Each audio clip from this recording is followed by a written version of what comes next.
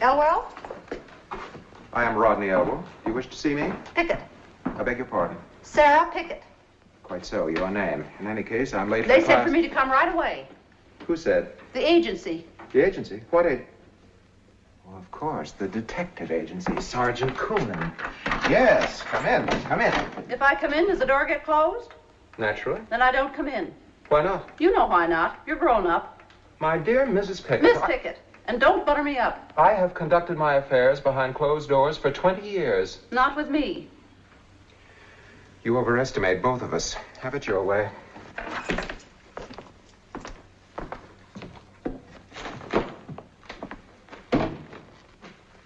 Ah, yes, here we are. You are Rebecca Pickett, is that correct? Sarah Pickett. Quite so. Sarah. Rebecca Pickett is my grandma. Was your grandma? She still is. She's 103. Interesting. She's a liar. Possibly? 108 if she's a day. Probably. Miss Sarah Pickett, you were engaged some 15 years ago by one Noah Pretorius as his housekeeper? That's right. Where? Goose Creek, where I come from. Goose Creek. Goose Creek is a little village way downstate, is it not? Way back in the hills. And at that time, what was the profession of this Pretorius? He was a doc. A doc? He healed people. How? If I knew how, I'd be a doc myself. I mean, what were his methods of treatment? Well, some healers use one thing and some use another. But Doc Pretorius used them all. Once he'd give a powder, sometimes syrup, sometimes pills, sometimes a jab with a needle, and sometimes just talk. Just sit there and talk about a body's misery and talk a body into being well. Like working a miracle. Huh? A miracle worker, too, eh? Well, if my grandma isn't a miracle, what is? Your grandma? 4 times she laid down to die, and 4 times he talked her up on her feet. Told her she was going to live forever. Looks like he was right. Doc, healer, miracle worker, possible hypnotist. Check on narcotics administered.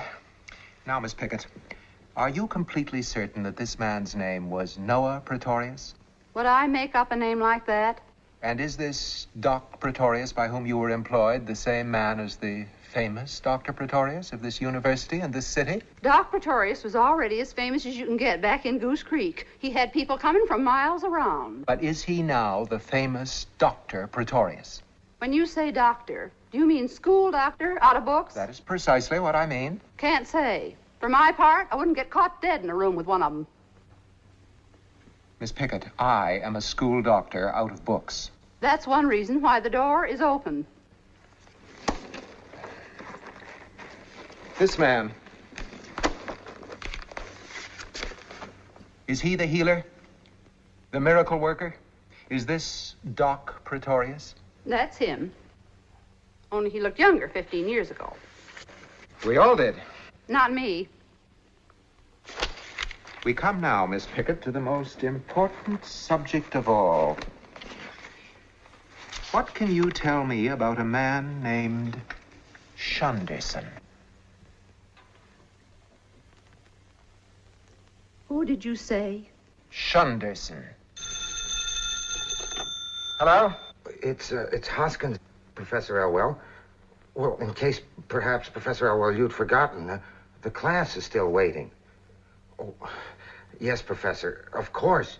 No, not at all. It's just that, well, Dr. Pretorius is also waiting to see you. Dr. Pretorius? To see me?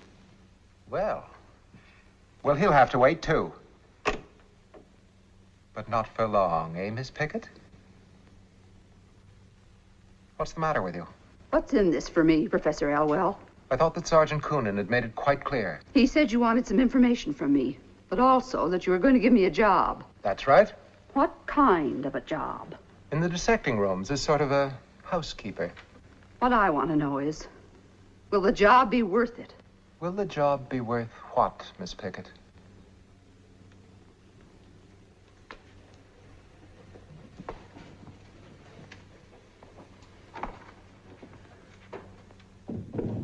Shunderson. Tell me about him. I didn't know very much. Nobody did. Tell me everything you knew or heard. Every detail.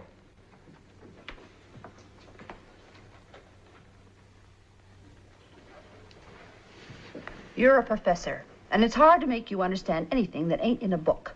Well, most of what goes on in the world ain't in a book. Spare me your philosophy. What about Shunderson? To begin with, we used to call him the Bat. Did it ever occur to you, Shunderson, that skeletons always laugh? Now, why? Why should a man die and then laugh for the rest of eternity?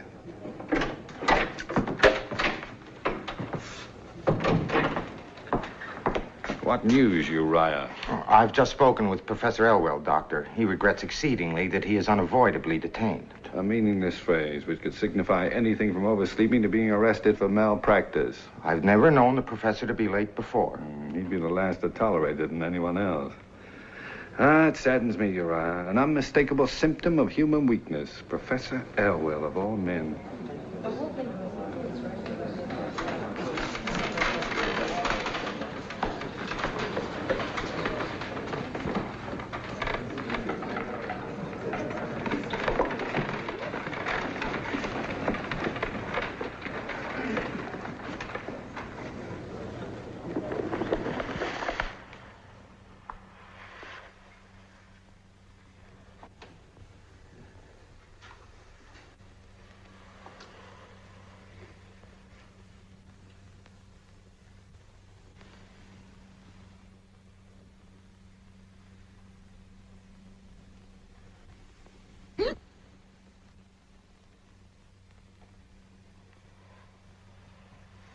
Have you your notebooks ready?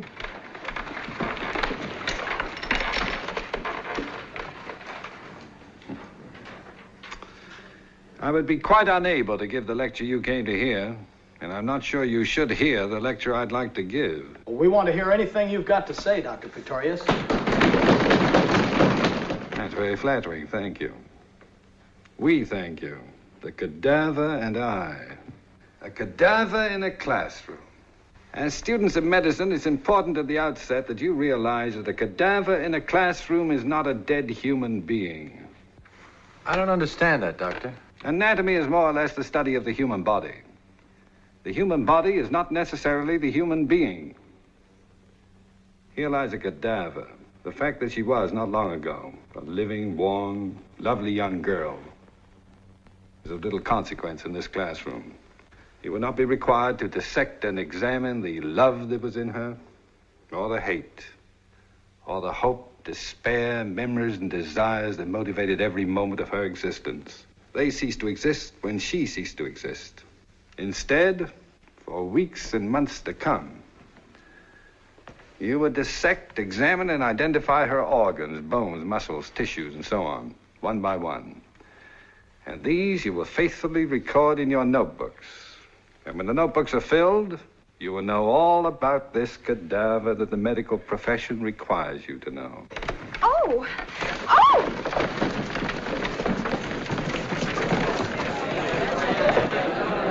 Get back. Get back. Don't touch her. Quiet down. Quiet down. The people cut scotch would know better than to crowd like this. Back up. Have you any idea why you fainted? Have you ever fainted before? How do you feel? Silly. I think you better tell a doctor about this. There may be a reason. Can you get up now? Good. Perhaps you better go somewhere and relax. You go with her. And you know, if you insist upon studying anatomy, I suggest you do not sit on the aisle. Have a candy. Thank you.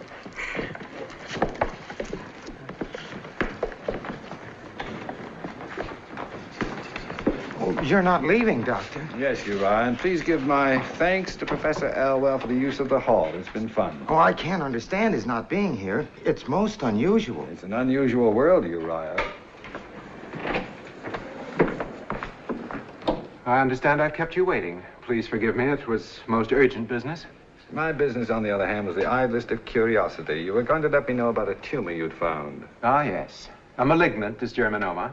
Professor Elwell, you are the only man I know who can say malignant the way other people say bingo. A malignant dysgerminoma. Good day, Professor Elwell. Good day.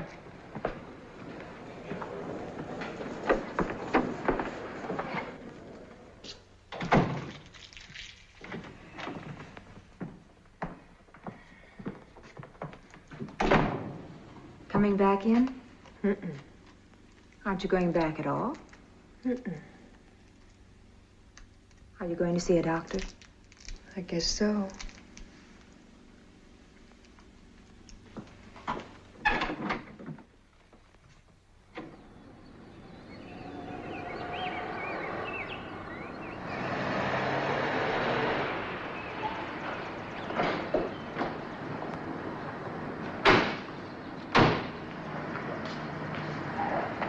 Good morning, Dr. Pretorius. Good morning.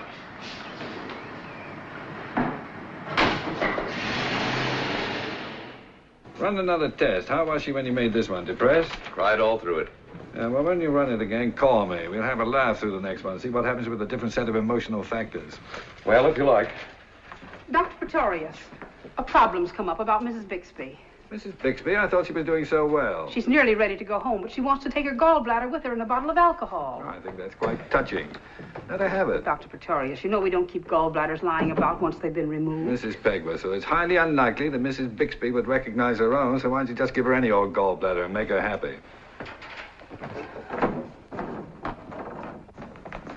Doctor, unless all of the patients are served breakfast at the same time, I cannot operate the kitchen with our present personnel. Then hire more people to work in the kitchen. But it is common practice in Miss hospitals. Fillmore, in my clinic, no patient shall be wakened from a health-giving sleep and forced to eat breakfast at a time which pleases the culinary union. But in the interest of good economy. Bad therapy is never good economy. If you must economize, do it in the doctor's dining room. And I will not have all the patients bathed at the stroke of a gong for the convenience of the nurses. One of the reasons for my founding this clinic is a firm conviction that patients are sick people, not inmates. Of course, Dr. Pretorius.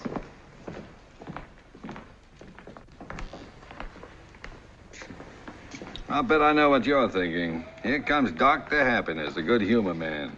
If he tries to cheer me up or help me, I'll hit him with an ice bag, right? Wrong. Not that I blame you. One of the few pleasures of being sick is the right to feel good and miserable, and don't let any doctor tell you differently. I was thinking, it's not much fun when you get to be old. Oh, it's even less fun if you don't get to be old. I want to die. You'd like that, wouldn't you? Just lie around in a coffin all day with nothing to do. How was last night? Just fine, Doctor. Well, if we have another good night tonight, maybe tomorrow morning we'll go back into surgery and take another look. Doctor, does it hurt when you die? Not a bit. Where'd you get that idea? They tell me there's so much pain. Oh. Did anyone who actually died ever tell you that? Of course not. Well, there you see. All this silly gossip about dying. You know, I nearly died once, when I was a kid. The doctors gave me up for lost. The nerve of some doctors giving people up for lost as though they'd found them in the first place. Anyway, I was dying, and I was in a coma. You know how it felt? No, how? It was winter at the time. And I felt as if I was flying very slowly in a sled high up in the sky. And the world below was covered in snow and ice and bitter cold. But I was warm and cozy in the back of the sled, wrapped in an ermine blanket. And then I came out of the coma. I came back to life. How'd you feel? Awful. I had a splitting headache and I vomited for 3 days. I've never felt as good being alive as I did when I was dying. You certainly make dying a pleasure, Dr. Pretorius. Well, we'll keep that our little secret, shall we? I wouldn't want that to get around.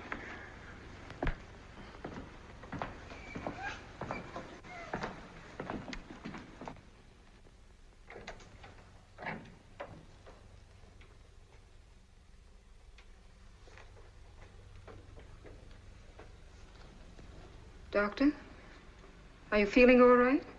Just my usual twilight sadness.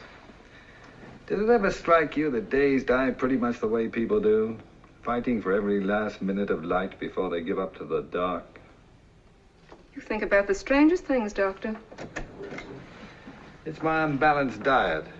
Who's waiting? Just one patient left, Mrs. Higgins. She was in earlier today. You had Dr. Beecham run a test and told her to come back. Here's the laboratory report. Thank you. Well, the day will die on a happy note at any rate. Have Mrs. Higgins come in. Mrs. Higgins?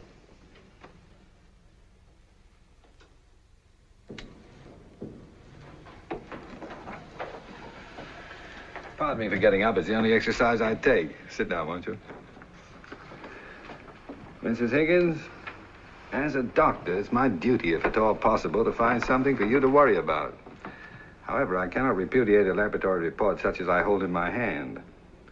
Mrs. Higgins, you have nothing to worry about. You mean everything is all right? Perfect. Then the fainting this morning, it didn't mean a thing, did it? Nothing out of the ordinary. You might eat lightly, however, on the days you dissect cadavers. Oh, that? I've given that up. I wasn't really a medical student anyway, just sitting in on some courses. Well, I imagine it'll be more fun just sitting home with Mr. Higgins. Yes.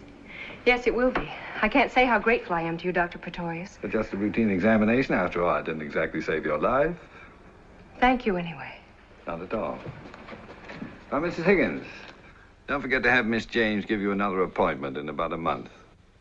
In about a month? To see you? Of course, if you can afford it, it might be preferable to have a regular obstetrician. In that case, there are several I'd be pleased to recommend. But didn't you say that I had nothing to worry about? That everything was all right? It couldn't be any better, Mrs. Higgins. You're pregnant. Are you sure? I mean, couldn't there be some mistake? There's always a possibility of error. However, with a result as positive as this, that possibility is remote. After all, it wasn't a very thorough test. I mean, it only took a couple of hours. I thought in order to be sure you had to wait weeks. Not anymore. Nowadays, we find out about everything a lot more quickly than we used to. About life, and even about death. Now, they used to use a little pink rabbit for the pregnancy test. But now they use a frog. Not nearly as cute, but it's a lot faster. Only 2 hours and just as certain. The name of the frog, by the way, is Ranapippians. Sounds like a movie star, doesn't it? You're not married. What about the baby's father? It has no father. That would be the first time in the annals of biology. I have no husband. But when he knows about the baby. He'll never know. I got a telegram the other day. The other day. Seems as if he left just the other day. Seems as if we met just the other day. It's all such a crazy, mixed-up nightmare. He was in the reserve, the medical corps. That's why I took the courses when he came back and we were married. I wanted to know something about his work. When did he leave? 6 weeks ago. Or was it 5? How right you are, Doctor. How quick we've become with life and death. And had you known him long? No, not even that. Not even long enough to be sure. Either of us. You're not permitted enough time these days to be sure of anything. And then when he had to go, and we had to say goodbye, I was suddenly afraid. I wanted to prove to myself and to him that I wasn't afraid. The frightening things we do sometimes when we're afraid to be afraid. Sit down, why don't you?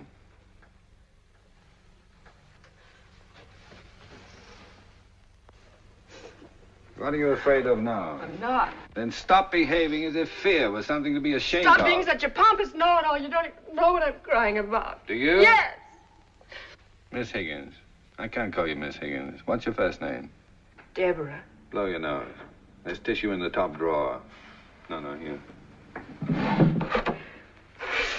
Well, I can't speak with as much assurance as I usually do because you just called me a pompous know-it-all. I'm sorry. Don't be. I do get pompous. But I'm really not a know-it-all. As a matter of fact, right now I'm confused. By what? Well, it seems to me that if you were crying because of the father of your baby, the time for you to cry would have been when you thought you weren't pregnant. Not now that you know you are. Isn't that so? So, he isn't the reason. No, he isn't. Then were you crying because you're afraid for yourself? Afraid of what people will say? No. You sure? Society has a strict set of rules about that sort of thing. The bylaws of our social corporation. You violated Section A, Article 1. That can bring heavy penalties up to and including expulsion. You really think I'm a coward, don't you? Are you? No. Which brings us to the party of the third part, the baby. Are you crying because of the baby? You can't say there won't be time enough for you to love your baby. And if you're a good mother, to have it love you. It is the baby you're afraid of. In a way. Don't you want it? Of course I do, but I can't have it. I just can't have it. Why not? Why not, Deborah? You couldn't understand. I could try.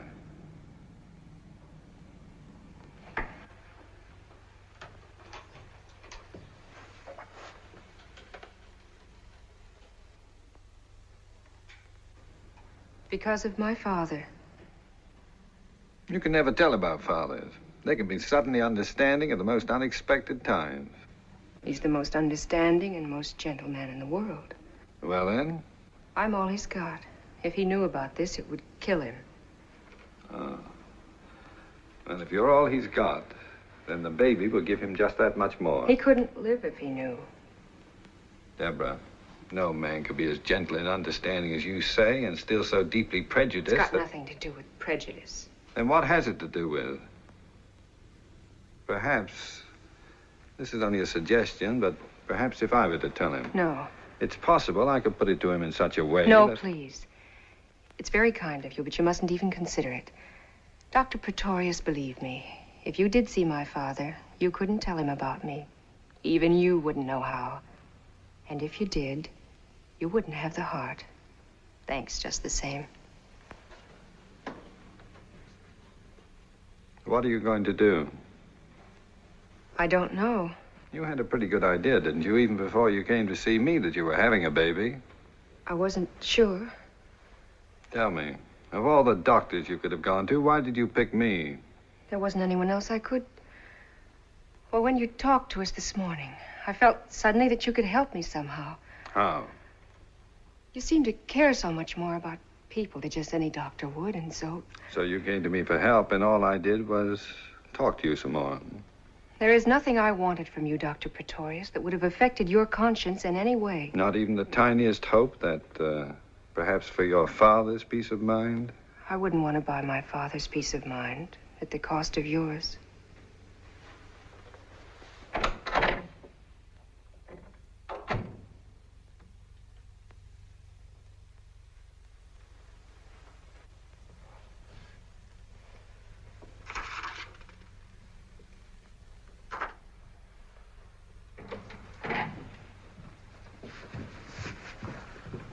Did Miss Higgins make another appointment? Miss Higgins? Sorry, I meant Mrs. Higgins, of course. No, Doctor. She left without saying a word. Sometimes, Shunderson, it seems to me that half the women who come in here want babies they can't have, and that the other half... She's old enough to know what she's doing and to take what's coming to her. I never want to hear you say anything as idiotic and heartless as that again. But, Doctor, For one thing, you're a nurse, and for another, you're a woman. I'm ashamed of both of you.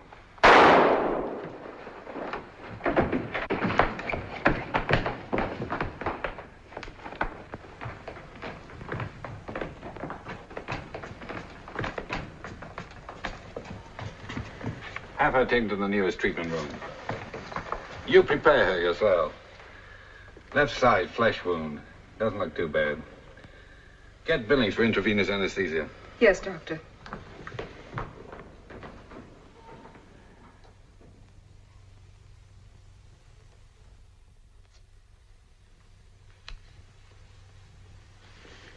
Thank you, Billings. Yes, Doctor? Shall I have her taken to the ward, Doctor? Yes, and get some blankets, please.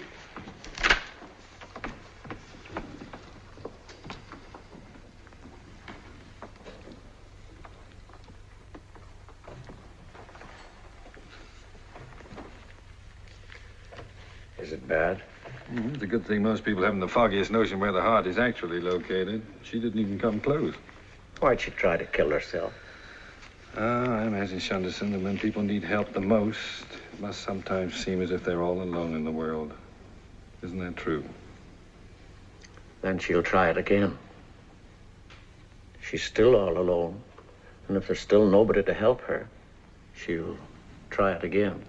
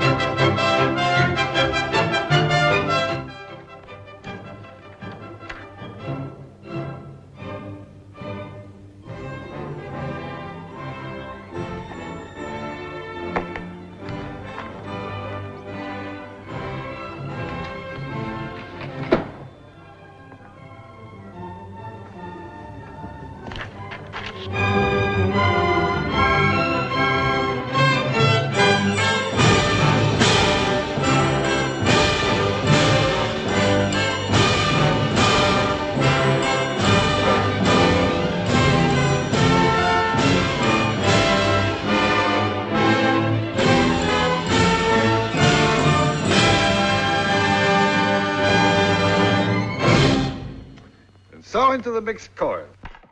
How are they coming along? Just fine, Dr. Pretorius. They're ready to start with you any time now. Good. The sooner the better. Set the first full rehearsal for next week.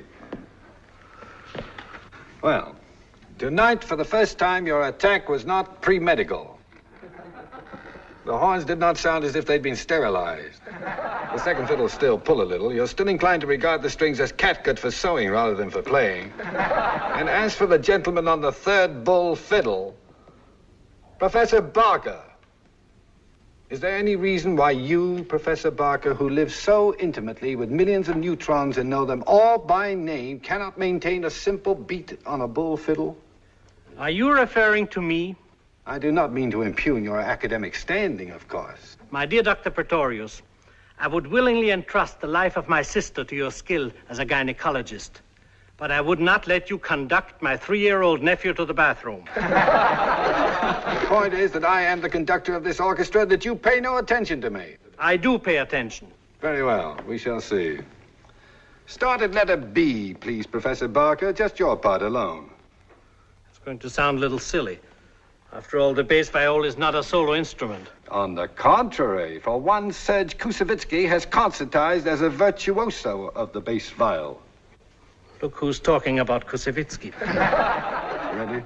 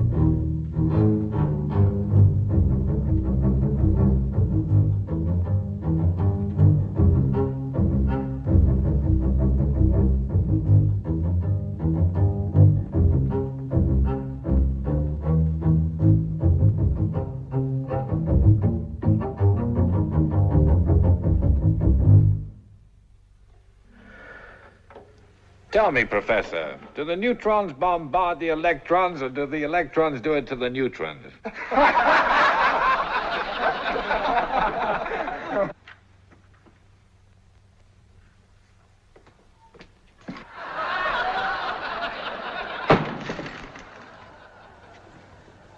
Same time next week. Thank you and good night, all. Oh, man. I'm glad with you.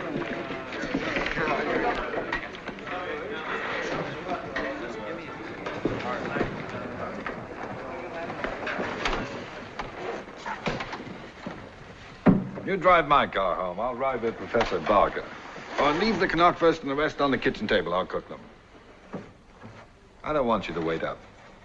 You'll make me very unhappy if you don't go straight to bed.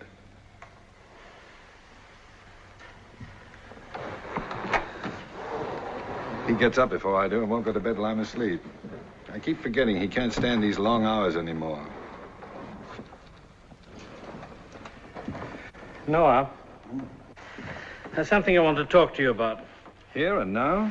Well, it's fresh on my mind. Just for a minute. Sit down.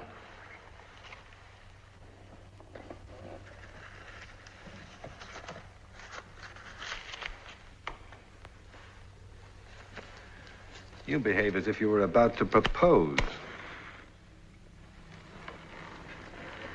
Noah, one of the differences between matter and mankind is that in matter all relationships can be stated, whereas between people they can rarely be put into words. Granted. Now, I want you to know that I'm your good and devoted friend. I've been aware of that for some time, and I am yours. Therefore, I have the right to point out to you that there are occasions when you behave like a cephalic idiot. Also granted. Any particular occasion? Out of a universe full of time and space, only you could pick Rodney Elwell's anatomy class. The good word gets around, doesn't it? Don't take this lightly, Noah. There's been trouble brewing. Talk of rummaging about in your past. Let them rummage. They're spitting into the wind. And all this talk about charges and whatnot, of an investigation. Noah, as a friend, tell me, can Elwell dig up anything in your past that would conceivably discredit you enough to justify, say, a hearing before a faculty committee? How much discredit is enough? I've known you intimately for 10 years, and I can't even guess at what you were up to the day before I met you. Suppose I told you all. Could it affect our friendship? Of course not. I'm glad to hear that. You know, it's not much to have a friend who knows all about you. But one who's a friend even though he's not quite sure, that's worth having. And will you tell me just this? About the bat. The bat? I thought you knew that's what they call him. Shenderson. Who calls him that? Why, the students, the faculty, even the staff at your own clinic. No, I didn't know. There's not a proper name for him. Noah, who is he? A man named Shenderson. Where does he come from? Why is he with you day and night, everywhere you go? I have no right to tell even you anything about Mr. Shenderson. Can Elwell uncover something about his past, or yours, Or both? That he can use to make trouble? That depends. Drop me by the clinic first, will you? I want to look in on a patient.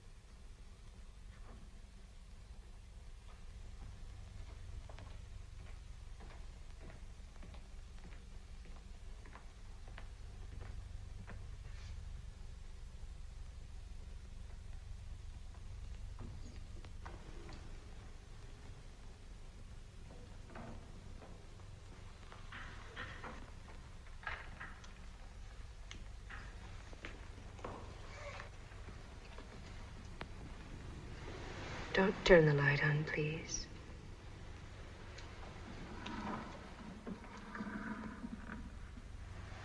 You've been crying again. That doesn't necessarily follow. Well, that's a pretty good guess when a woman wants the light kept off. Either that or her face isn't on. I don't mind being seen without makeup. I don't mind seeing you without makeup. You know all about women, don't you? Not nearly enough. I don't mean just as a doctor. Not even as a doctor.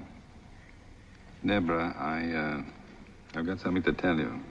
And as a pompous know-it-all... I didn't mean that even when I said it. As a pompous know-it-all, it isn't going to be easy. But do you remember the remote possibility that I thought could never occur? About the frog being wrong? Well, the frog wasn't wrong. But you got the wrong frog. It seems the possibility of a laboratory assistant making a mistake is not remote at all. I don't understand. 2 tests were being run at the same time. One had a positive result, and the other negative. Through unforgivable negligence, your report read positive when it should have read negative. Then I'm not having a baby after all. You're not having a baby after all. Sleep well. You've got nothing to worry about. That's what you think.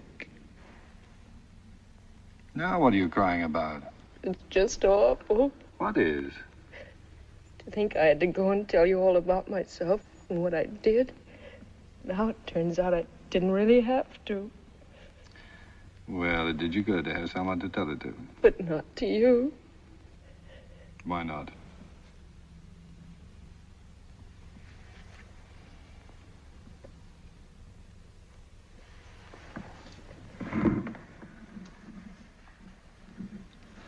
I'll see you in the morning, Deborah. Dr. Pretorius. Hmm? Are all your patients women? Almost. I guess they all fall in love with you. Not all of them. Just most. Not even most. Good night.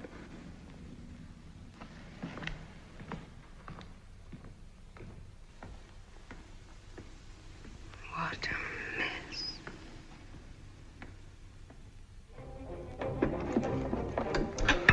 Why do you have to stop by the clinic? Anything interesting? A physician respects the confidence of his patients and does not discuss them with anyone. How true, how true. Was it the young girl who tried to shoot herself? Mm-hmm. Why? Because of an unpremeditated baby. Her condition pretty bad? Better than yours on the whole, just a superficial flesh wound. Then why drive all the way up to the clinic to see her? I wanted to tell her she was not pregnant. Lost the baby, huh? Was it shock or when she fell? She's as pregnant now as she ever was. And why in the name of good sense tell her that she isn't? Pregnancy, my dear boy, is not a state of the mind. Here, get me some of Mankiewicz. 2 reasons. One, to get her a good night's sleep. And the second, to keep her from trying it again until I can find her father and talk with him. What has her father got to do with it? Well, she has an unshakable conviction that the knowledge of what she has done will kill her. You intend to talk him into clicking his heels with joy over the situation? I intend to convince him either to be compassionate about it or to convince her that her father will survive her disgrace and that her chief responsibility is to the baby. Noah. Yeah? Has it ever occurred to you, aside from certain medical considerations, that most of this is none of your business? Thanks. No? What is my business? To diagnose the physical ailments of human beings and to cure them. Wrong. My business is to make sick people well. There's a vast difference between curing an ailment and making a sick person well. We won't go into that. I'm too tired. Besides, doctors bore me. Just one little question. What have you great men of science done with atomic energy to make people well? That's wonderful sauerkraut. It tastes like sauerkraut used to taste. There's a German woman who makes it in a barrel. I'll send you some. More beer? Yes, please. Sauerkraut belongs in a barrel, not a can. Our American mania for sterile packages has removed the flavor from most of our foods. Butter is no longer sold out of wooden tubs, and a whole generation thinks butter tastes like paper. There was never a perfume like an old-time grocery store. Now they smell like drugstores. They don't even smell like drugstores anymore. You country doctors live romantic lives. Just think, it might be quintuplets. This time in the morning is usually heartburn or loneliness. Hello? Dr. Pretorius? Dr. Pretorius, one of our patients is missing. Miss Higgins. That's it, Deborah Higgins. It must have been in the last hour, Doctor. Miss Myers said Miss Higgins was sleeping when she made her rounds about an hour ago. We've searched the grounds. Doctor, I just can't imagine how she got out. I can tell you exactly how she got out. By walking down the corridor and out the front door, just as I did a couple of hours ago. No, don't notify the police. I'll take care of it in the morning. Keep looking, of course. And let me know if you find her. Good night.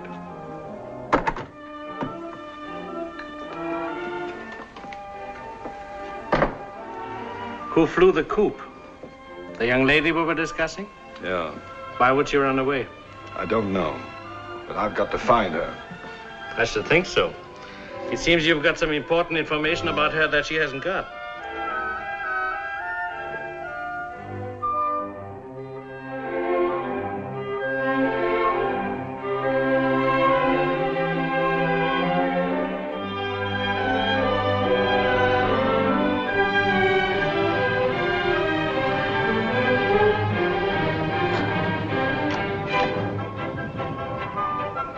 You'd better wait in the car while I ask.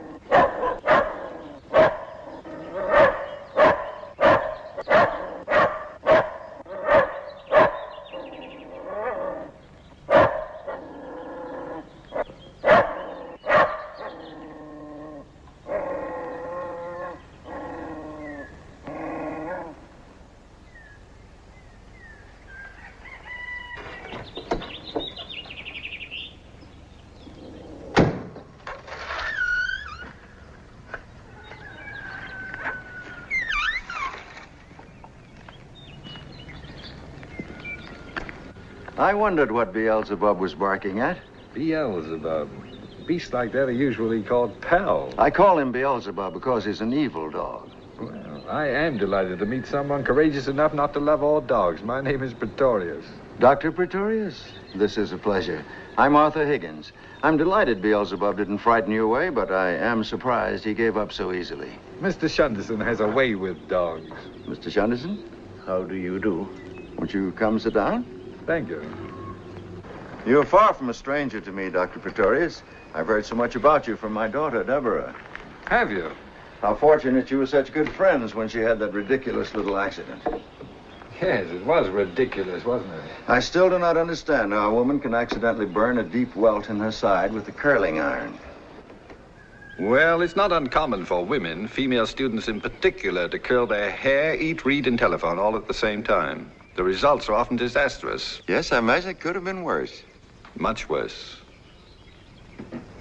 I happen to be devoted to porch sitting. If you'd rather go inside. Oh, this is very pleasant.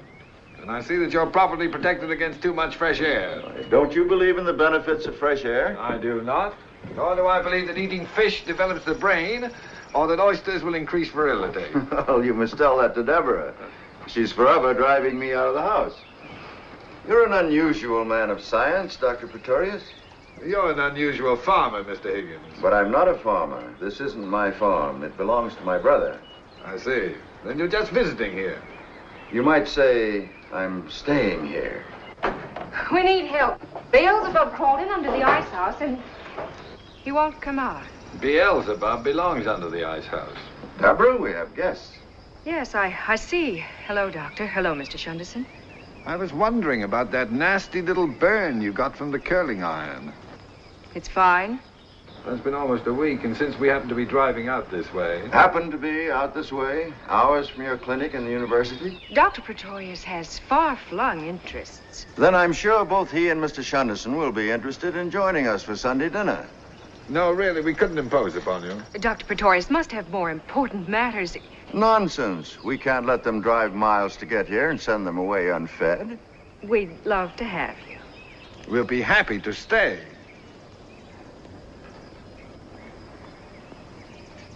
I'll tell Bella. Have you been here long? Your father and I have just been getting acquainted. Dr. Pretorius has a way of knowing people very well, very quickly. He's entitled to as much time as he wants. After all, you've told me so much about him. Father, I'm not at all sure that it's good for you to be out of doors. There is nothing healthier than fresh air. You said something about telling Bella? I haven't the slightest intention of leaving here. Bella! It seems also that Deborah has told me a great deal about you, Mr. Higgins. There wasn't much to know, was there? The number of accomplishments in my life, Doctor, is one. Deborah. Quite an accomplishment. If you don't mind, I'd rather not be discussed this intimately on the front porch. On the front porch, you're in a test tube. It is obvious that you're going to be discussed. So why do you insist upon remaining where you're not wanted?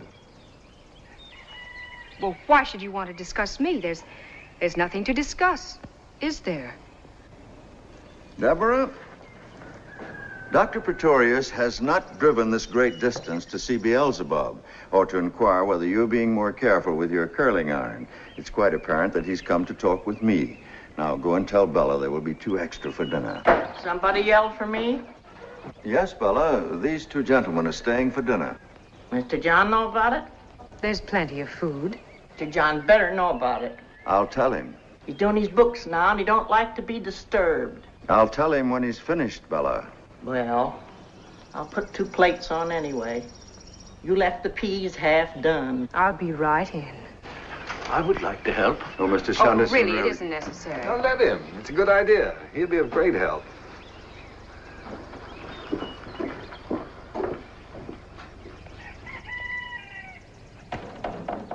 May I ask, is Mr. Shunderson your servant? He's my friend, but he likes to help. I see. Dr. Pretorius, I referred a moment ago to Deborah as the only accomplishment of my life. I'm sure you were being modest. Oh, she's more than my only accomplishment.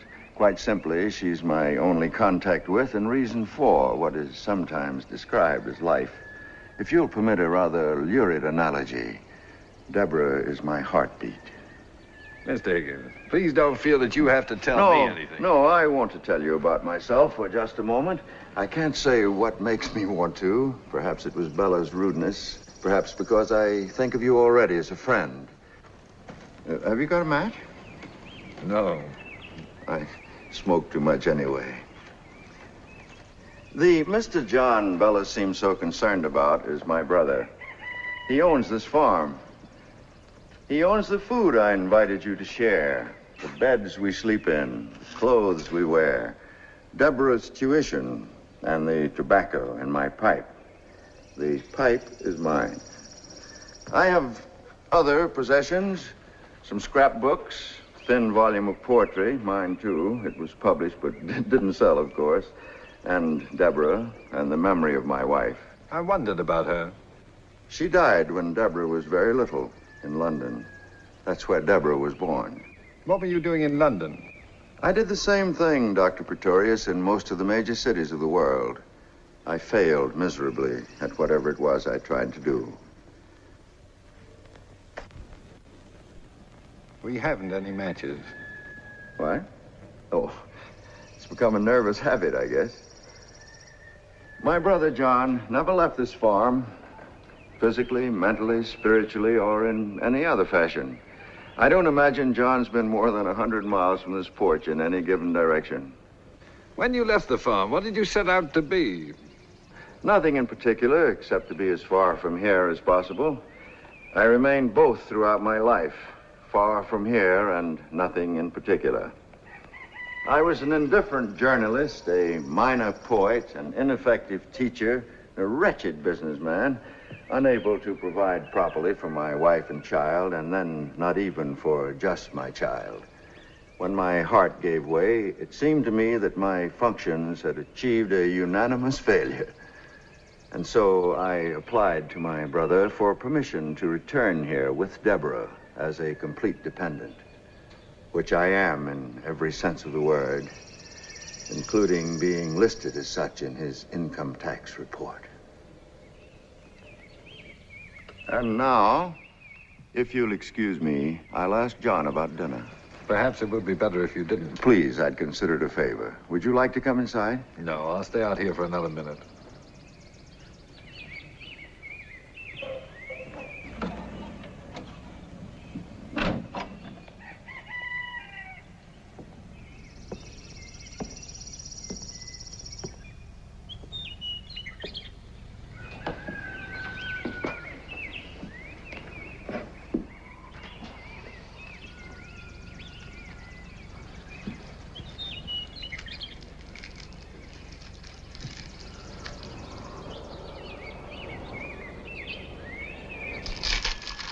I thought you were helping in the kitchen.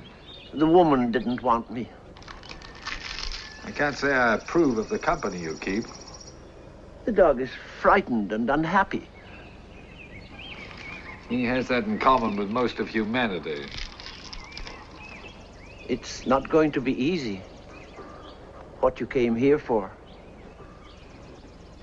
Let's go for a walk.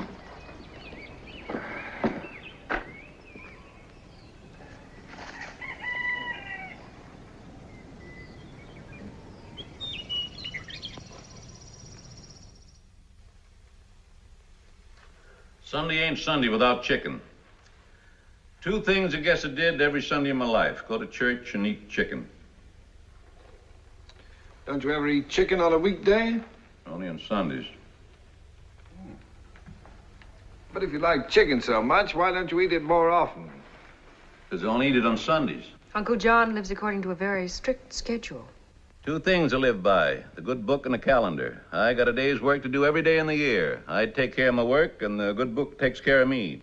Then you do the same thing every day of every year, is that it? Just like the cows and horses and vegetables. That's right.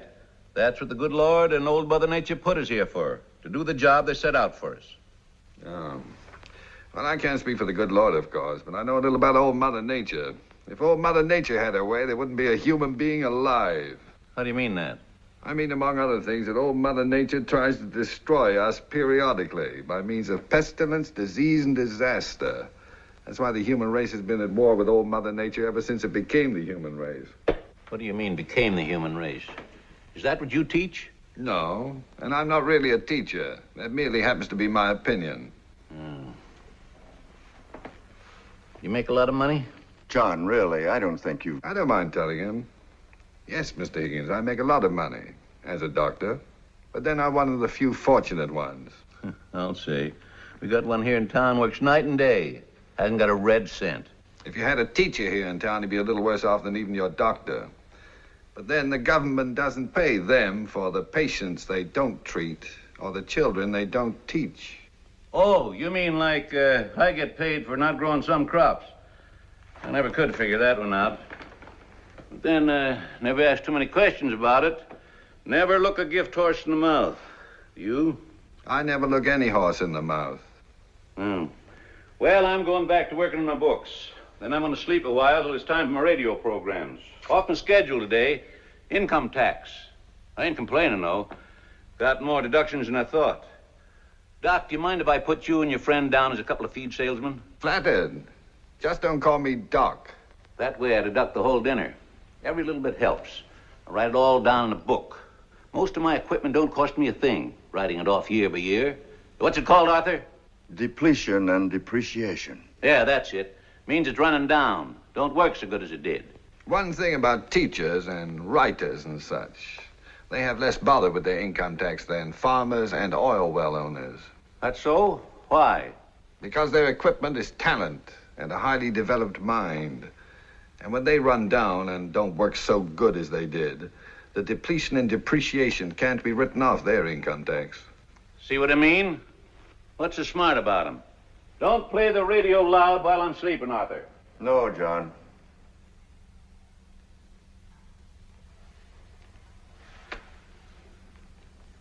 Deborah, why don't you show Dr. Pretorius the farm? I'm sure he'd be interested. Just a lot of depletion and depreciation, that's all. That's it, before it's all written off. I'll get a sweater and meet you outside.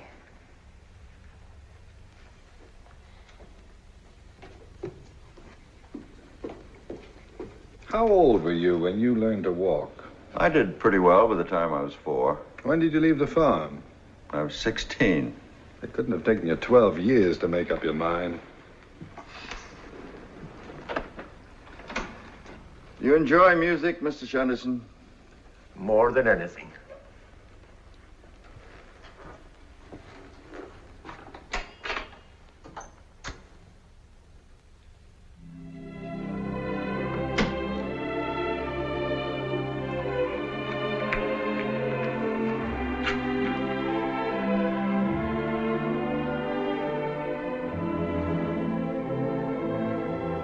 Mr. Shenderson, Dr. Pretorius has come here to ask Deborah to marry him, hasn't he?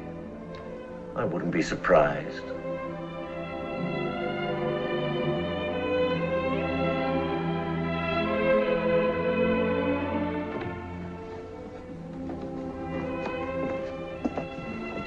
This, as you see, is the dairy. The cows are out in the pasture. Doing the job the good Lord gave them. Uncle has 8 cows. That's far more milk, butter, and cheese than what we need.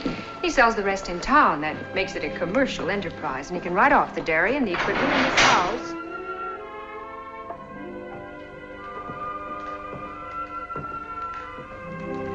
I think I like the dairy best of all. It's certainly spotless, isn't it? The Board of Health is very strict about that. Where'd you hide Bella when they come around? Under the ice house? Down here. This room is for the separator and things. I'd stay out of there if I were you. You might get caught in a room with a dead end.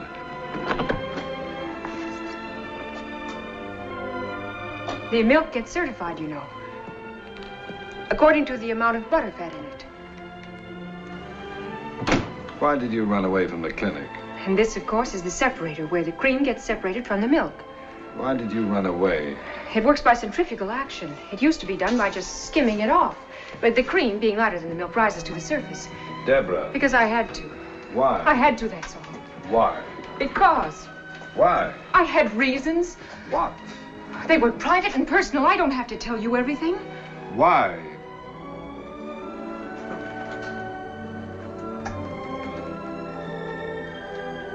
I'm in love with you. What makes you think so? I can't give you symptoms. It's love, not measles. Am I being pompous again? Well, there are some things you can't be scientific about. Even so, why should that make you want to run away in the middle of the night in your bathrobe and slippers? I didn't want to see you the next morning. I wanted to see you. Not if I knew about you what you knew about me, you wouldn't want to. Possibly, I don't know. A person just doesn't fall in love that fast or that often.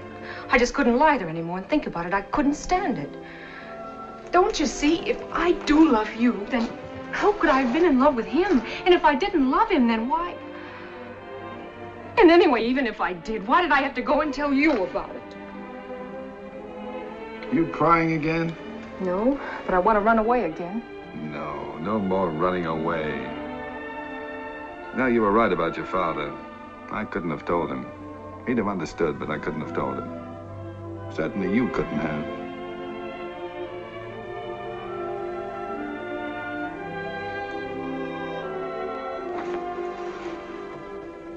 Now you tell me something. Why did you come here?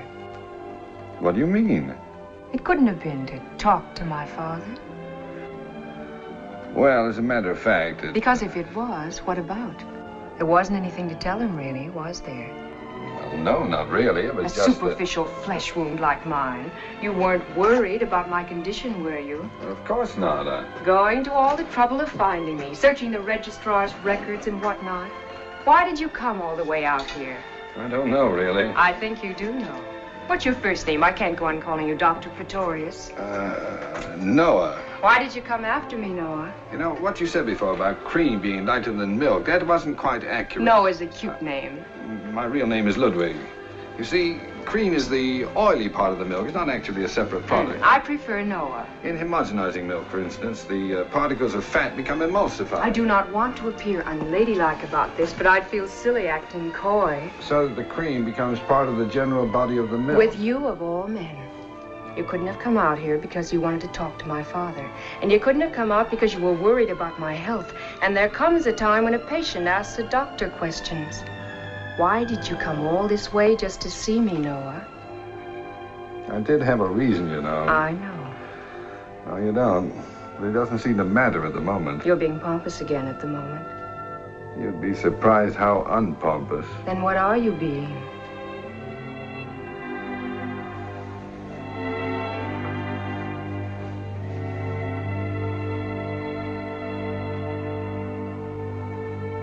Well, things do have a way of happening, don't they? Old Mother Nature. Old Mother Nature knows best.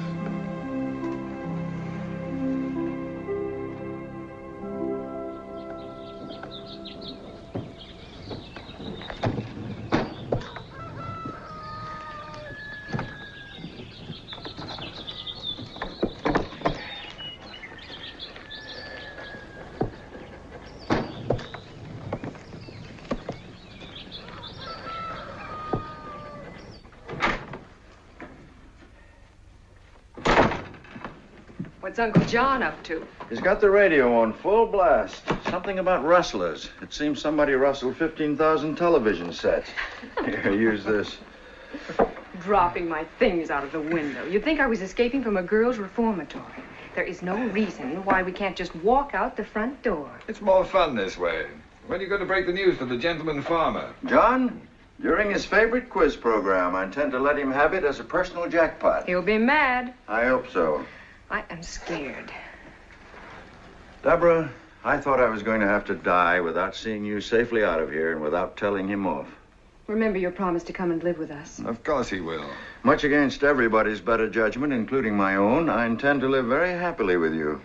I'm still scared. There's nothing that John can do to either of us. Oh, she's not scared of John. She's scared of me. Pompous know-it-all. It just so happens that what I'm afraid of is that you don't really want to marry me and that I won't make you a good enough wife. In the first place, I'm not in the habit of marrying women I don't really want to marry. His first name isn't Noah, you know. It's Ludwig. And in the second place, a woman has yet to be born who doesn't in her heart believe she'll make her husband a much better wife than he has any possible right to expect. I just don't want to get married tonight. I don't want a long engagement, but can't I even have one day? We'll be married in New York. That takes 3 days. All right?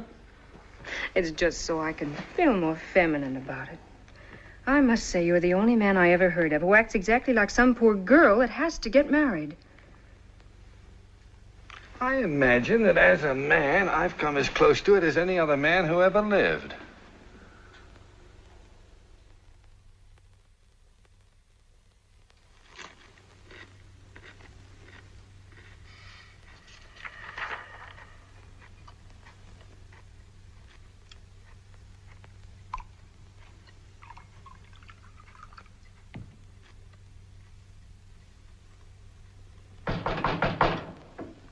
Come in. I got it, Professor. Sergeant Coonan. I got your man.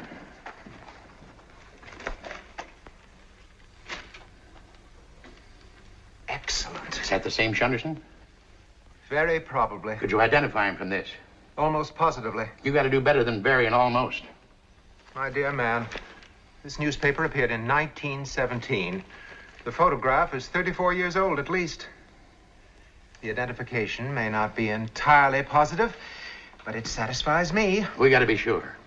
Get me a new picture of this character. There are none that I know of.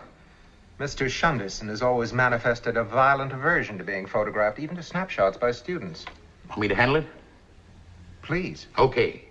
Comes tomorrow, we slap a tail on this monkey. Mr. Coonan, I have spoken to you about this before. I must be able to understand you. Oh. What I mean is, starting tomorrow, we have him followed. Unhappily, it'll have to wait until Monday. Dr. Pretorius is undermining a medical convention in New York and will not return until then. Monday it is. Good luck to you.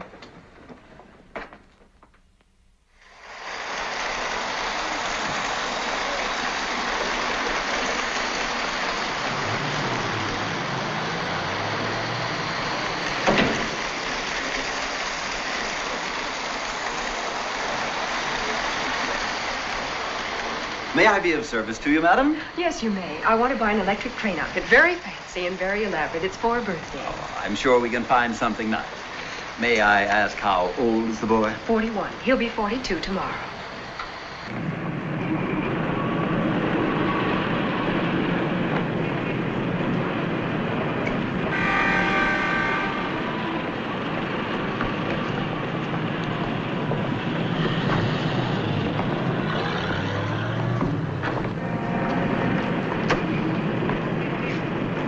Shunderson.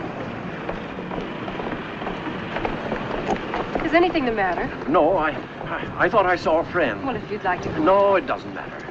Then would you help me with the trains? We've got more equipment than the Union Pacific. Sure.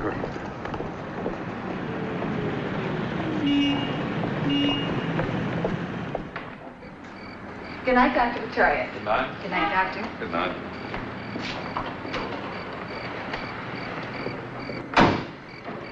I think you should know. Someone took my picture today.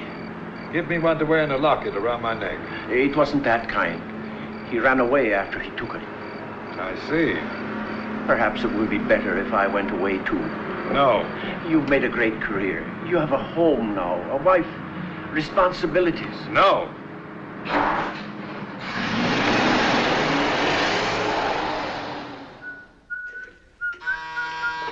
Want me to answer, Mrs. Pretorius? Oh, don't bother, Anna. Mr. Shunderson's somewhere out front. He'll get it.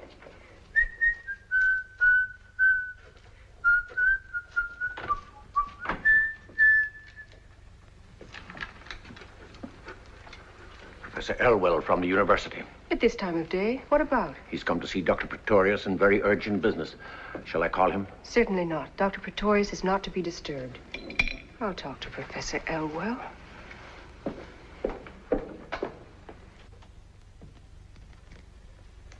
Good evening, Professor Elwell. Mrs. Pretorius? This is indeed an honor. I'd heard, of course, of Dr. Pretorius's marriage, but until now I had no knowledge of the extent to which he was to be complimented upon his exquisite taste. Thank you, Professor. How sweet of you to come all this way just to say those nice things. Won't you sit down? Thank you. No, my business is with Dr. Pretorius. A most urgent and confidential matter.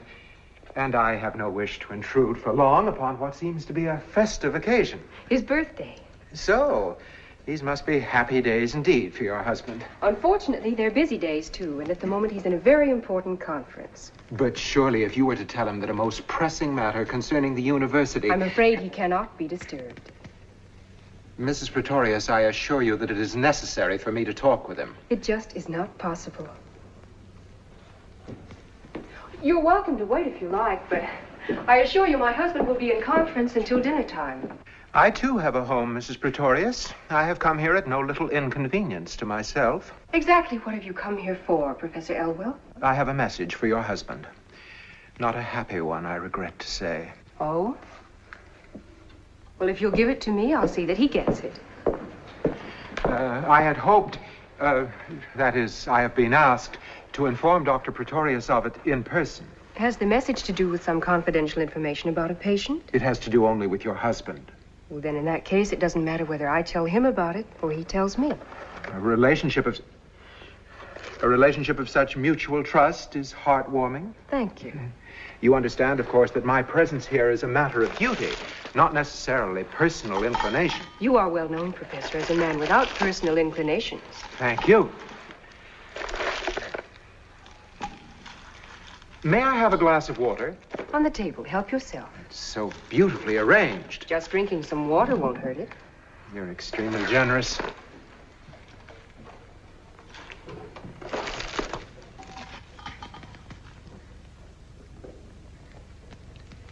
Mrs. Pretorius, there have been for some time now persistent, but obviously unreliable, rumors about your husband. About women? About the circumstances under which he has practiced medicine. About his methods. And certain events, both past and present. Oh, that.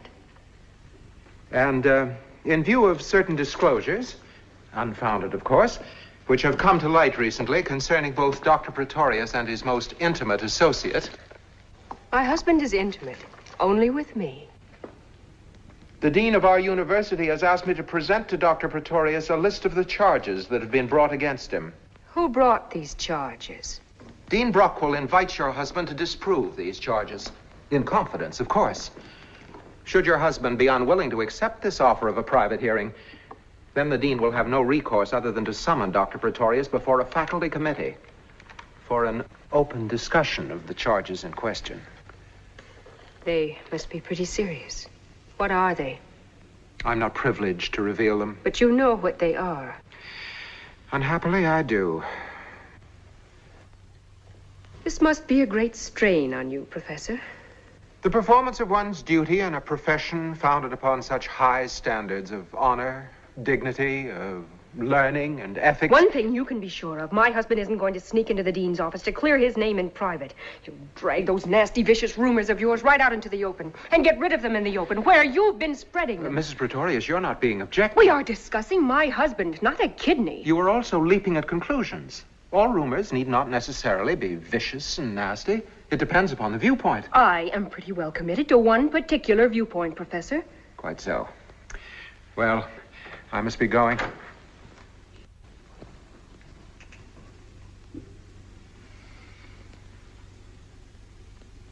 I admire your courage and faith.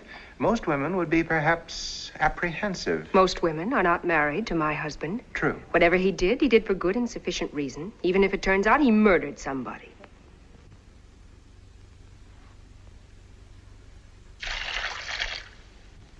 I have never had occasion to envy Dr. Pretorius. May I say that I envy him you? You have that right under the Constitution of the United States. Will you show the professor to the door, Mr. Shunderson? He's leaving.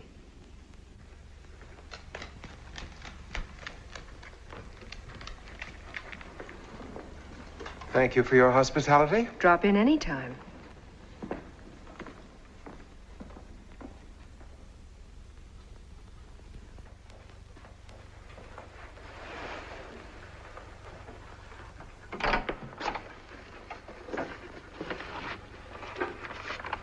Give this to the miracle man.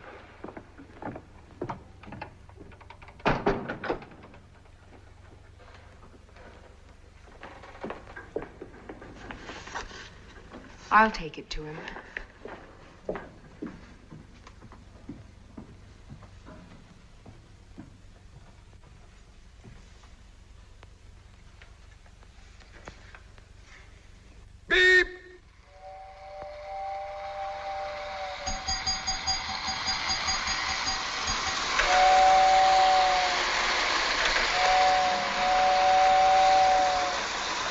Beep, beep.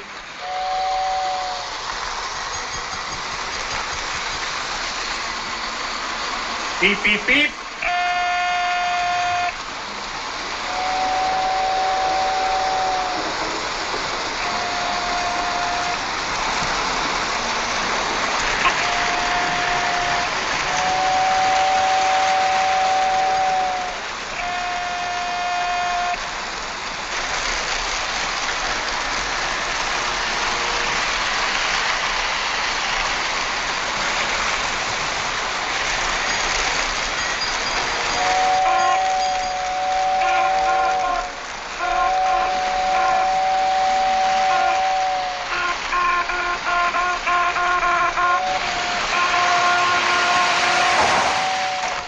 What was that? Darling. Professor Lionel Barker. What happened? What happened? Did your train leave on beep, beep, or beep, beep, beep? Beep, beep, beep. Your signal was beep, beep. Arthur's signal was beep, beep. Mine was beep, beep, beep. We'll soon find out about that. It was beep, beep, beep, and... What a bloody mess. And whose fault is it, my fine atomic friend? You can't go around smashing everything you see. You know everything isn't atoms. Yes, it is. Not for smashing it isn't. Not in my house and not my train. Deborah, get out of the way before Professor Barker smashes you. He's on a smashing bed. Darling. Beep, beep, beep. Those were your orders. What was Beep, your beep, signal beep. to dispatch Beep, your beep, train? beep. Beep, beep. I told you so. Mine was beep, beep, beep. Beep, beep. Arthur, yours was beep, beep, beep. Beep, beep. Beep, beep, beep. Beep, beep. Now look, they're my trains and I'm the chief dispatcher. I know how I set them up. Beep from me, beep, beep from you, and beep, beep, beep from Arthur. What difference does it What make? difference does it make? Look at this disaster. In case of disaster, the responsibility remains with the chief dispatcher. And in a catastrophe like this, he either resigns or blows his brains out. I refuse to be held accountable for the inability of two idiotic assistants to remember two simple signals. I consider your high-handed refusal to accept the testimony of two responsible men as worse than idiotic. Under the circumstances, I consider it criminal. Your signal was beep, beep, beep, and you know it was beep, beep, beep. Noah! Deborah, I leave it to you, but remember, you're Deborah, my wife. I am your father, Yes, and I am not not related related to you by by blood blood or marriage. marriage. We're supposed to leave these various rooms at various times. Is Follow the routes on these tracks and then return to the rooms in which they suit. He began to issue...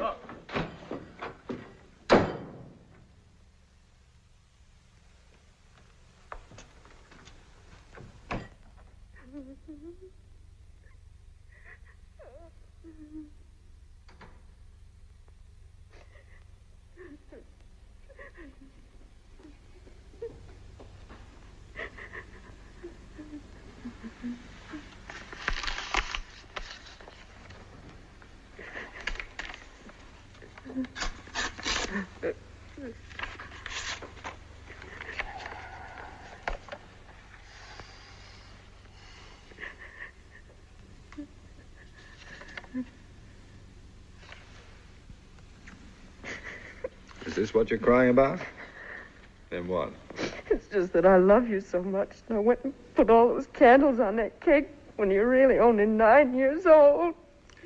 According to this document, I am not the picture of childish innocence you imagine me to be. Do you want to read it? No.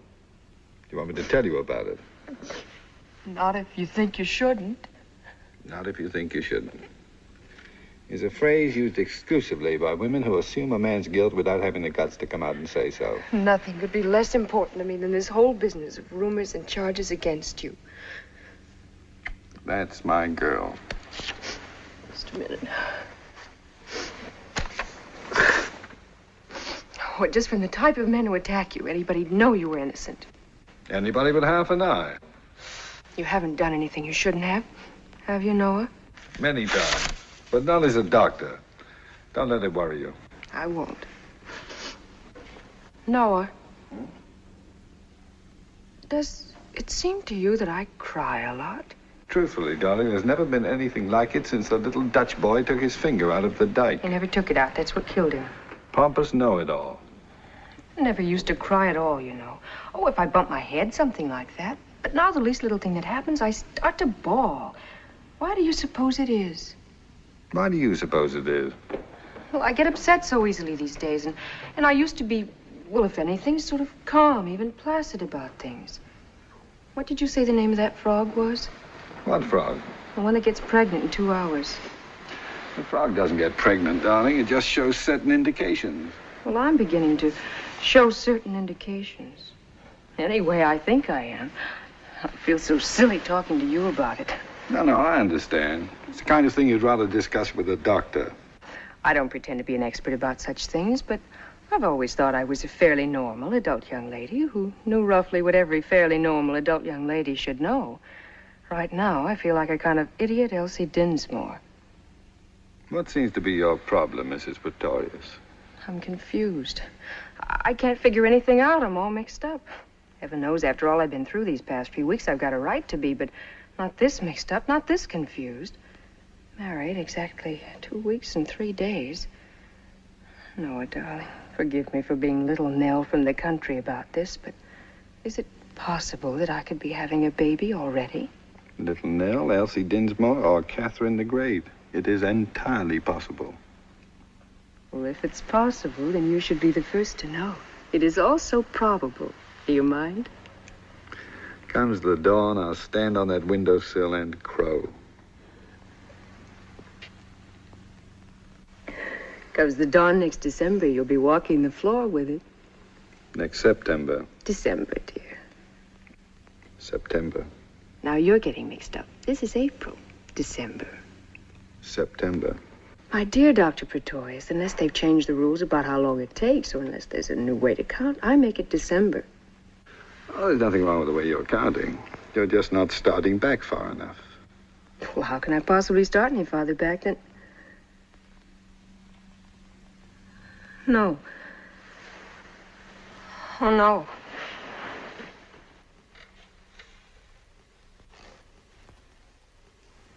You're quite a noble character, aren't you?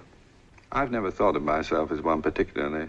No, really. I mean, I've heard of doctors that were self-sacrificing and unselfish, but apparently there's no limit to yours. Deborah, you couldn't be more wrong. Were you that afraid I'd kill myself? How afraid is that afraid? Afraid enough to marry me, to keep me from it? Is it conceivable to you that I would? It seems obvious, doesn't it? You mean that as a doctor, I was faced by a situation which I could only meet by marrying you? That I did it as a remedy? Deborah, as you know, I believe in using any form of therapy that would make people well. But it would be highly impractical to make marrying my patients a standard form of treatment. Why did you marry me? Because I was in love with you. Is that why you came to the farm? To ask me to marry you? No.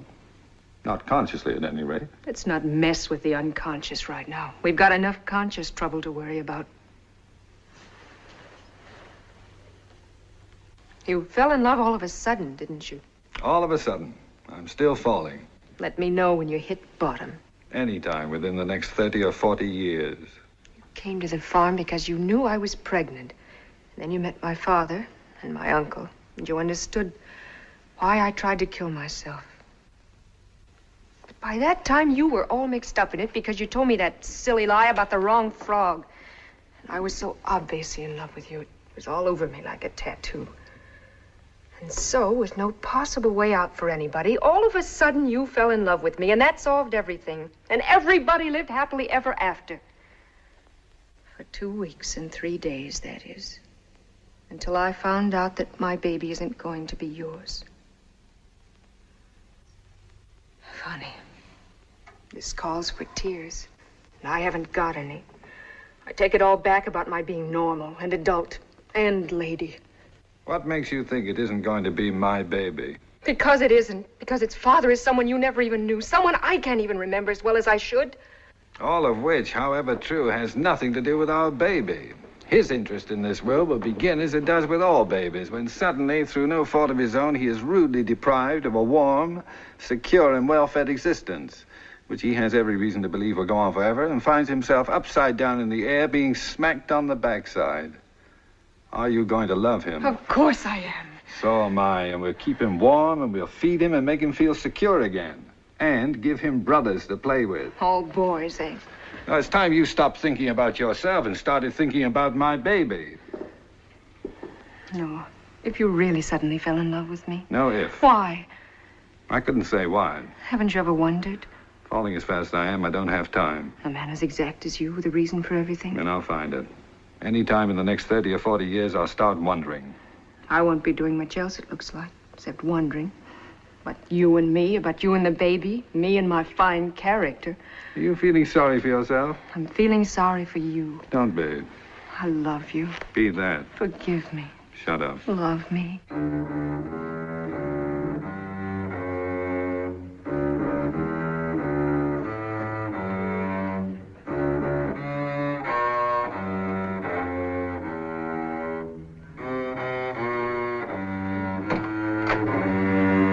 Dinner is served. I have forbidden you to bring that disgusting echo chamber into my house.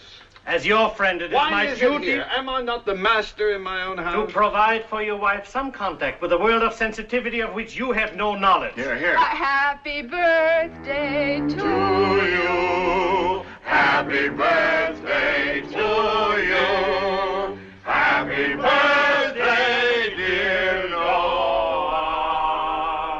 Happy birthday to you.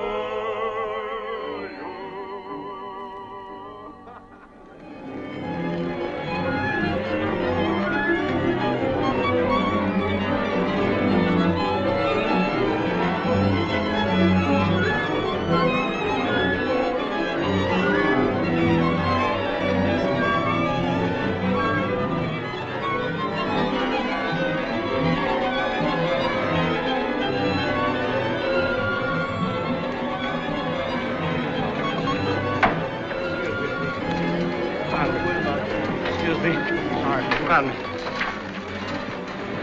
Lionel, Oh, I'm late. the hearing must have started. Why aren't you there? No, not yet, but in a second. Now, you mustn't be nervous. There's nothing to be worried about. Just see to it that they get it over with quickly. Such nonsense. May I?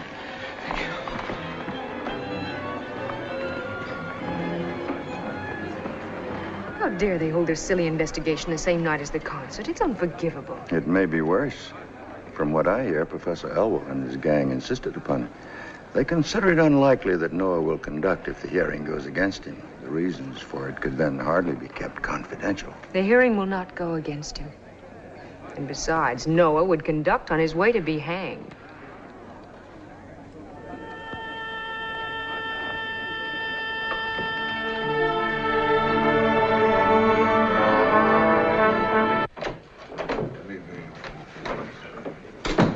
Terribly sorry, gentlemen. It was unavoidable. My apologies. Well, now that we're all here, shall we begin? It is my intention, gentlemen, to conduct this hearing informally. Dr. Pretorius, wouldn't you like to sit closer? Thank you. I prefer to remain as remote as possible. I suggested it merely to avoid having our discussion take on the appearance of a trial. I appreciate your thoughtfulness, but I consider this trial to be a trial.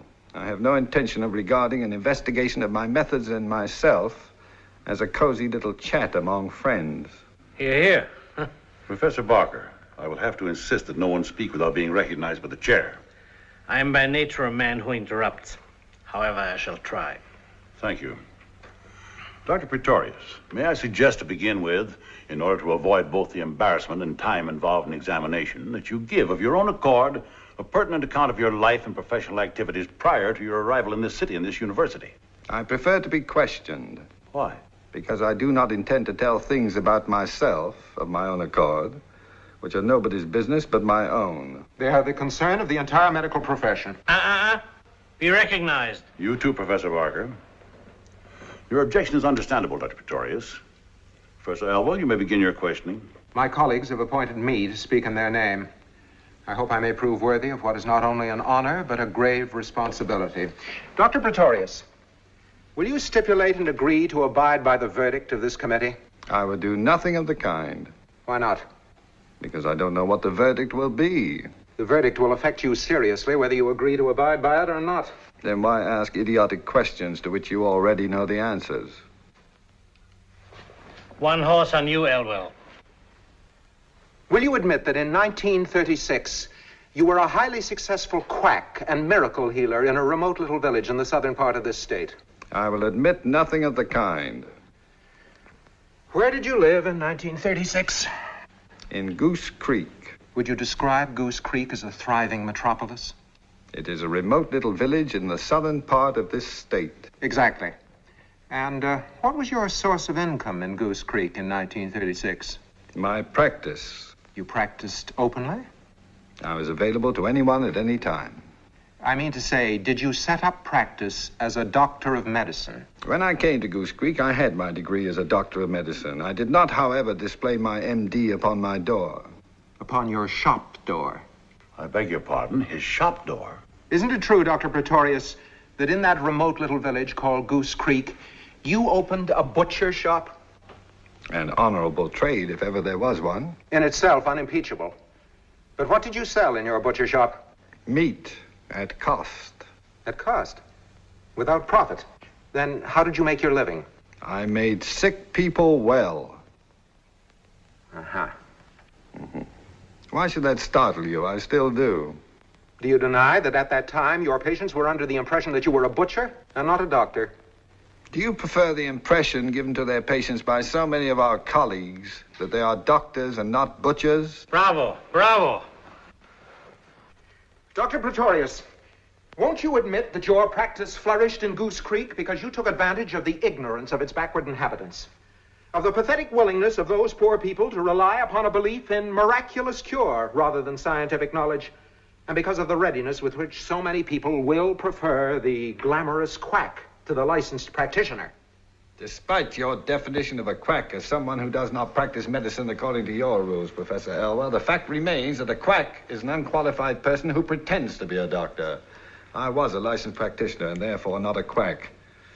And as to the willingness of those so-called ignorant and backward people to rely upon the curative powers of faith and possibly miracles too, I consider faith properly injected into a patient as effective in maintaining life as adrenaline, and a belief in miracles has been the difference between living and dying as often as any surgeon's scalpel. That is not the issue under discussion. It is precisely the issue. Whether the practice of medicine shall become more and more intimately involved with the human beings it treats, or whether it's to go on in this present way of becoming more and more a thing of pills, serums, and knives, until eventually we shall undoubtedly evolve an electronic doctor. The issue at hand is quite simply that you amassed a fortune by treating sick people who believed that you were a miracle-working butcher. I could not have amassed that fortune unless I had made an enormous number of sick people well. All this folderol, as I see it, has got nothing to do with the ethics and honor of our profession. It has everything to do with envy of one man's genius for healing the sick, of his use of remedies you can't prescribe, buy in bottles, or apply with a knife. Call Pretorius a psychiatrist, high priest, voodoo, medicine man, witch doctor, anything you like. But don't investigate him, gentlemen. Learn from him. Professor Barker, it was understood you would not interrupt. I'm sorry. You can strike my remarks from the record. I'm sure you all agree with me anyway, so why don't we call this whole silly thing off and start the concert?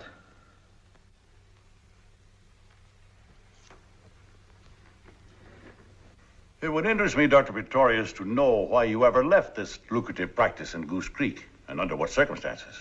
I'd always intended to leave when I'd acquired enough money to start a clinic of my own.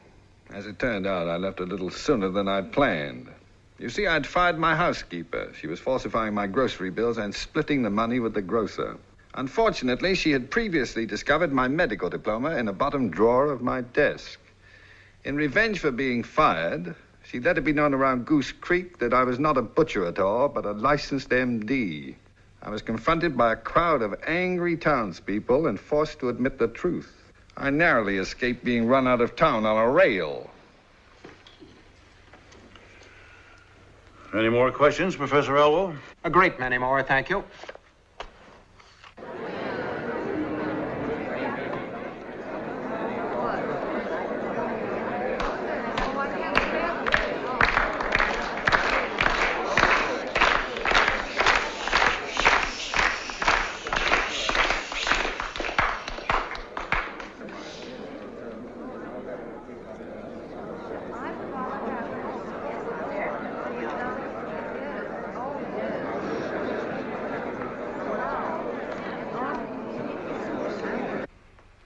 Professor Barker?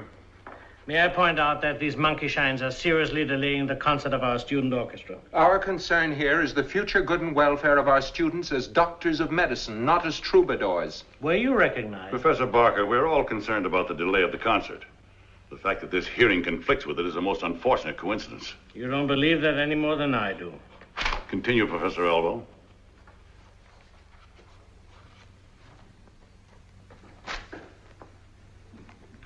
Dr. Pretorius. I thought you'd forgotten me.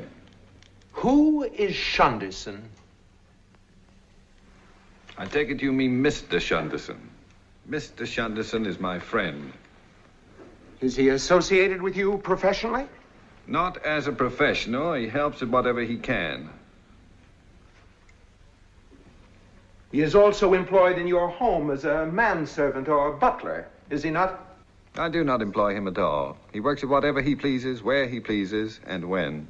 He is never very far from your side, or for long, it seems. Rarely. Dr. Pretorius, what was Mr. Shunderson before you knew him? I refuse to answer that question. What were the circumstances under which you made his acquaintance? I refuse to answer that question.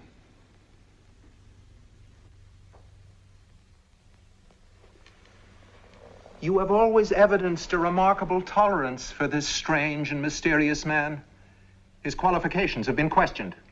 His blundering and slow-wittedness have caused complaint, and yet you have protected him at all times to the fullest extent of your authority. His qualifications concern no one but me, since his responsibility is to no one but me. As to his so-called blundering and so-called slow-wittedness, perhaps I overlook them because I know the reason for them. And is the reason of so delicate a nature that you cannot divulge it even here?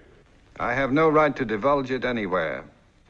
May I suggest to you then, Dr. Pretorius, that your refusal to divulge it is not out of loyalty to Mr. Shunderson, but is due to some unsavory and dishonorable coercion upon you, because the reason, which has been so delicately characterized here, has to do simply with Mr. Shunderson having been a convicted murderer.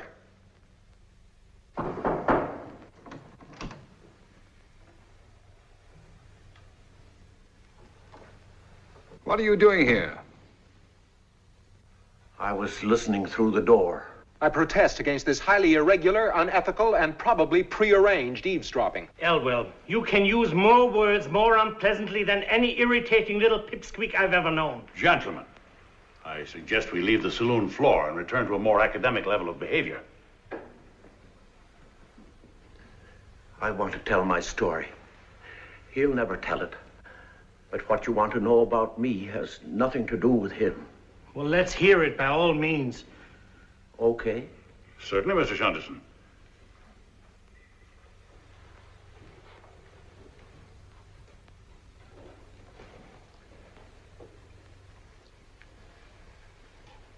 Okay.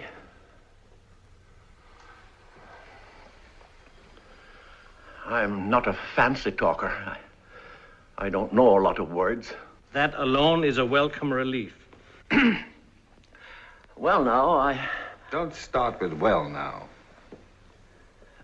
Where should I begin? Tell them when you were condemned to death for murder. The first time? Of course. Well, the first time was in Canada in 1917. It was Christmas. It wasn't a very Merry Christmas. Don't editorialize, just tell the facts. I had a sweetheart and a friend. We were very close, the three of us. We went everywhere together. Well, this one time we went mountain climbing. My sweetheart couldn't climb very high, so she stayed behind at a hotel while my friend and I went on. We didn't get very far before we started to argue. I don't remember what about. We always argued, as friends do. But this time he hit me with a rock. So I hit him with one. Not too much detail. Anyway, we had a bloody fight, and he ran away. So I went back to my sweetheart. She was waiting in the lobby of the hotel. She didn't even say hello. She took one look at the blood on my clothes and saw that I was alone and started to scream, "Murderer, murderer." That was how I found out that my sweetheart and my friend were sweethearts. Who saw to it that you were arrested and charged with murder? Oh, my sweetheart, of course. Her testimony and the blood on my clothes were enough. I was found guilty of murdering my friend, and I was condemned to death. But because nobody could produce the corpse of my friend, living or dead, my sentence was commuted to 15 years at hard labor. And was the corpse of your friend never found? I found it myself. After I served out my full 15 years at hard labor, I found it accidentally. I was walking past a restaurant in Toronto. I happened to look in the window, and there was the corpse of my friend sitting at a table eating a bowl of soup. I think it was pea soup. Immaterial and irrelevant. Well, I went in and spoke to my friend in a very friendly fashion. I asked him very nicely where he had been for 15 years and why he never admitted that I didn't kill him. His answer, gentlemen, was unsatisfactory. So I hit him in the face with the bowl of soup. Then I hit him with a chair. Somebody called a policeman. The policeman had a club. I took the club away from him, and it was with the policeman's club I finished up on my friend. I tried to explain to the policeman that if I was committing a crime, it was a crime for which I had already paid the penalty. He arrested me anyway. You were released, of course. No, I was tried for his murder again and sentenced to death again. But how could you be tried twice for the murder of the same man? The prosecutor insisted that this was not the same murder. The first time, no dead body was produced as evidence. Well, the prosecutor was very fair about it. He was willing to admit that my first conviction was probably a miscarriage of justice, but even though the first jury made a mistake, he said I didn't have the right to commit a murder just to correct that mistake. He demanded the death penalty, and I was condemned to death. But this time you were pardoned. No, this time they didn't even commute my sentence. You see, the fact that I killed my friend with a policeman's club made it a very serious crime. Then, will you tell us, Mr. Shanderson, how did you manage to escape? I didn't escape. Well, what happened to get you out of it? Nothing. I was executed. Executed? This is absurd. It was on the morning of the 29th of February, 1932. A leap year. It was a gray and rainy morning. The hangman put the noose around my neck. Then we had to wait because some official forgot his glasses. They held an umbrella over me so I wouldn't get wet. Then the official's glasses came. He read something. The minister prayed. I closed my eyes and thought of my mother. The floor went out from under me, and that was that. I must protest against this fantastic and childish assault upon our intelligence. You be quiet. Then what happened? The next thing I felt was a finger with a rubber glove on it. It was in my mouth, pressing down on my tongue. I bit it, and somebody yelled. I opened my eyes, and that was the first time I saw Dr. Pretorius. Only he wasn't a doctor then, just a medical student. I think I can make this next part of the story clear to you. At the time all this happened, I was just finishing my studies as a medical student. I was also keeping company, as they say, with a young lady who happened to be the hangman's daughter. Both the hangman and his daughter were generous and sympathetic.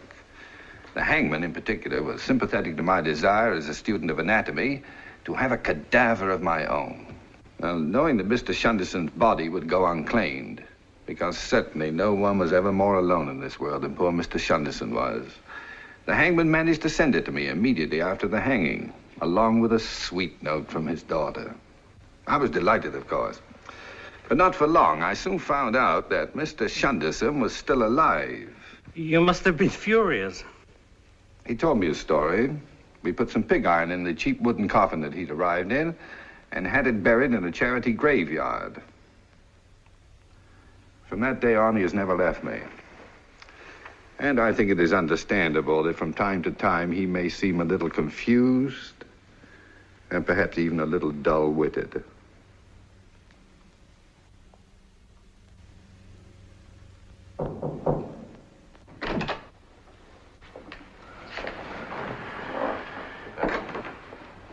I don't mean to intrude too much, gentlemen, but I'm sure that by now you must have made up your minds. Deborah, a wife simply does not come barging into a room when her husband is being investigated. After all, if he's innocent, he's late for the concert. And if he isn't, well, he'd better start conducting anyway, because he may have to earn his living at it. I am of the opinion the hearing is at an end. Do you agree, Professor Elwell?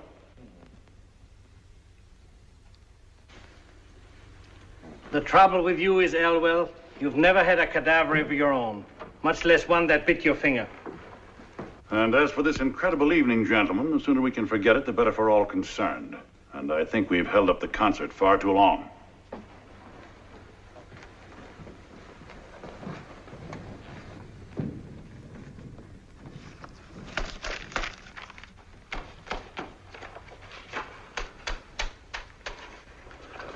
Professor Elwell, you're a little man.